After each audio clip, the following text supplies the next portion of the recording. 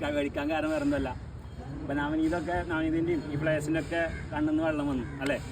സത്യം പറഞ്ഞാൽ എൻ്റെ കണ്ണിന്നും അങ്ങനെ വെള്ളം വന്നതിൻ്റെ ഭാഗമായിട്ടാണ് ഞാനൊന്ന് സംസാരിക്കണം പറഞ്ഞത്. കാരണം ഇതേപോലത്തെ ഒരു അവസരത്തിൽ 6 വർഷം മുന്നേ ഇതേപോലെ ആണ് അവസാനം ഞാൻ ഇവിടെ ഫെയർവെൽ മാച്ച് കാണുന്നത് 2019.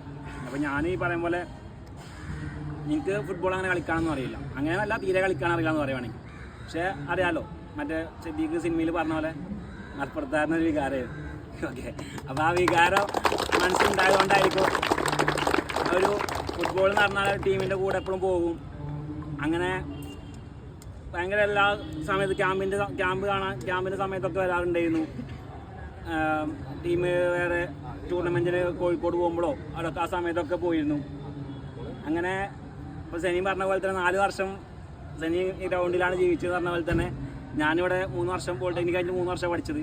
ആ 3 വർഷത്തിൽ ഞാനും ജീവിച്ച 3 വർഷത്തിൽ ഞാൻ ഈ ഗ്രൗണ്ടിൽ കുറേ കളിച്ചിട്ടില്ലെങ്കിലും ജീവിച്ച പോലെ തന്നെ ആയിരുന്നു. അതുകൊണ്ടാണ് ഇപ്പോൾ സെനീൻ്റെ വിലക്ക് വർത്തമാനങ്ങൾ ഓരോന്ന് എക്സ്പീരിയൻസ് പറയുമ്പോൾ എൻ്റെ കണ്ണിന്നും വെള്ളം വന്ന് വരുന്ന പോലെ എനിക്ക് തോന്നിയത്. പിന്നെ മണി സാറിനെ കുറിച്ചൊന്നും എല്ലാവരും ഇപ്പോൾ പറഞ്ഞപ്പോൾ ഞാൻ കൂടുതലായിട്ട് പറയേണ്ട ആവശ്യമൊന്നുമില്ല.